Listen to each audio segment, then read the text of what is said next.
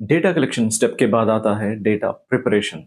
इस स्टेप में बेसिकली हम जो मॉडल को ट्रेन करने वाले हैं उसे हमको डेटा देने से पहले उस डेटा को प्रिपेयर करना होता है। जैसे हम लोग घर में सब्जी बनाते हैं, जब आप मार्केट से सब्जी लाते हो तो आप डायरेक्टली उसे स्टोव पे तो नहीं रख देते हो ना। पहले हम उसे सॉर्ट करते हैं, जैसे खराब सब्जी अगर कुछ हो तो उसे निकाल देते हैं, फिर हम उसे धोते हैं और देन उसे काट कर तब हम उसे स्टोव पे रखते हैं। सिमिलरली हमारे पास जितना भी डेटा है हम उसे कंबाइन करते हैं पहले, फिर उसमें से हम लोग ऑर्डर बायस को हटाकर उसे अरेंज करते हैं। अब आप सोच रहे होंगे कि ये ऑर्डर बायस क्या होता है। इमेजिन कीजिए आप लोगों ने जो डेटा कलेक्ट किया है उसमें से मान लीजिए पहले 50 लाइन या 50 लाइंस शाहरुख खान के मूवीज है और फिर नेक्स्ट 50 लाइंस में सलमान खान की मूवीज है। ऐसा डेटा होना मॉडल के लिए सही नहीं है कि पहले 50 लाइन में शाहरुख खान की मूवीज और अगले 50 लाइन में सलमान खान की मूवीज, क्योंकि जब हम लोग मॉडल को ट्रेन करते हैं मॉडल तो परफेक्ट हो जाएगा पहली 50 लाइन शाहरुख खान की मूवीज में, लेकिन जब आप सलमान खान की मूवी का नाम पूछोगे उसे तो वो कंफ्यूज हो जाएगा और वो कहेगा ये शाहरुख खान की मूवी है, क्योंकि वो पहले 50 लाइन में शाहरुख खान की मूवीज पे ट्रेन हुआ है। यहाँ बेसिकली आपका मॉडल शाहरुख खान और सलमान खान की मूवीज के बीच कंफ्यूज हो गया है। इसका मतलब है जब हम लोग मॉडल को ट्रेन करते हैं तो हम लोग एक ही तरह का डेटा एक जगह रख नहीं सकते या रखना नहीं चाहिए। इसे ही हम लोग कहते हैं ऑर्डर बायस। दूसरा है, अगर कोई डुप्लीकेट लाइंस हो आपके डेटा में तो उसे हमें हटा देना चाहिए। अगर शाहरुख खान की मूवी जवान की एक लाइन है तो उसे हम लोग दोबारा रिपीट नहीं करेंगे, अगर है हम उसे डिलीट कर देना चाहिए।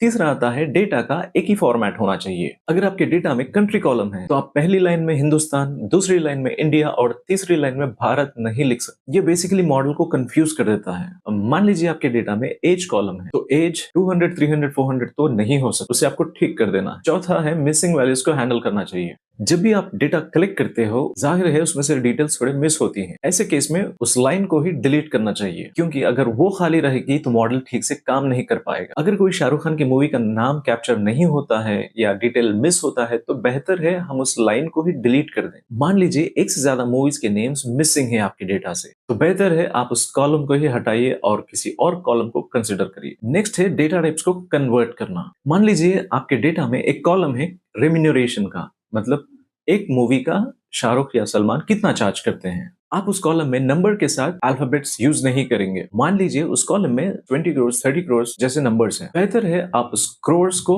हटा दीजिए और डेटा टाइप को सिर्फ न्यूमेरिक में रखें। इससे आपके मॉडल को कैलकुलेशन करने में आसानी होती है। और ये सारे स्टेप्स कंप्लीट होने के बाद आप डेटा को 80% 20% में डिवाइड करेंगे। इस 80% डेटा से आप अपने मॉडल को ट्रेन करेंगे और बचे 20% डेटा से आप 80% डेटा से जो रिजल्ट आया है उसको इवेल्युएट करेंगे।